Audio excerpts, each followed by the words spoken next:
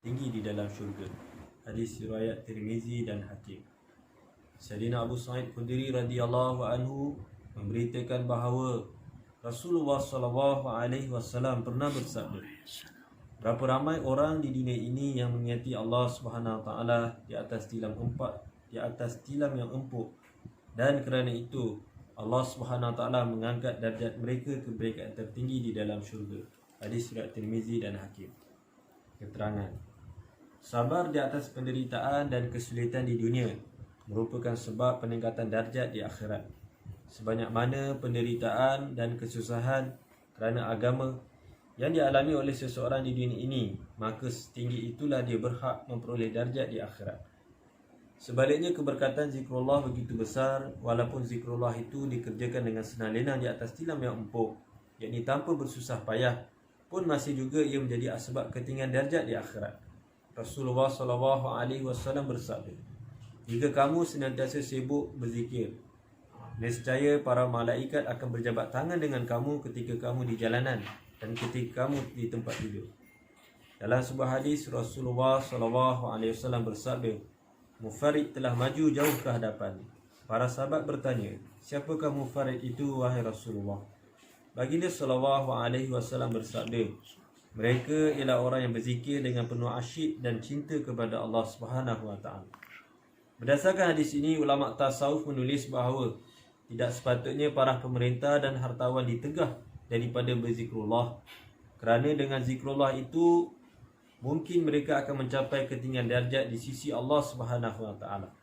Sayyidina Abu Darda radhiyallahu anhu berkata, kamu hendaklah mengingati Allah Subhanahu Wa Taala dalam kesenangan dan kelapangan. Ini akan beri manfaat kepada kamu ketika kamu dalam kesusahan dan kesempitan. Sayyidina Salman Farsi radhiyallahu anhu berkata, apabila seseorang hamba mengingati Allah Subhanahu Wa Taala semasa dalam kesenangan, kelapangan dan kemewahan, kemudian apabila dia mengalami penderitaan dan kesusahan, maka para malaikat berkata bahawa suara hamba yang daif itu biasa didengar. Lalu mereka memohon bantuan daripada Allah SWT untuknya.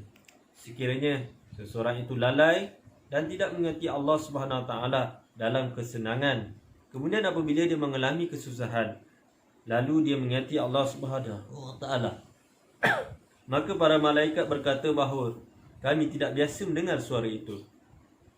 Sayyidina Abdullah bin Abbas radhiyallahu anhuma berkata, syurga ada 8 pintu. Salah satu daripada pintu-pintu itu khas untuk orang yang berzikir. Diterangkan dalam sebuah hadis bahawa sesiapa yang memperbanyakkan zikir, maka dia akan terselamat daripada sifat munafik. Disebutkan dalam sebuah hadis yang lain bahawa Allah Subhanahu Wa Taala mencintai mereka itu. Suatu ketika Rasulullah SAW pulang dari safar. Rasulullah SAW berhenti di suatu tempat lalu bersabda, di manakah mereka yang melalui ke depan? Para sahabat radhiyallahu anhu menyahut, sebahagian daripada kami yang pantas bergerak telah maju ke hadapan. Rasulullah SAW bersabda, di manakah mereka yang maju ke hadapan yang sentiasa sibuk dan asyik berzikir serta mencintai Allah Subhanahu Wa Taala? Sesiapa yang hendak mencapai kenikmatan syurga dengan sepuas-puasnya, maka hendaklah dia mengingati Allah SWT sebanyak-banyak mungkin. Wallahu a'lam bishawab.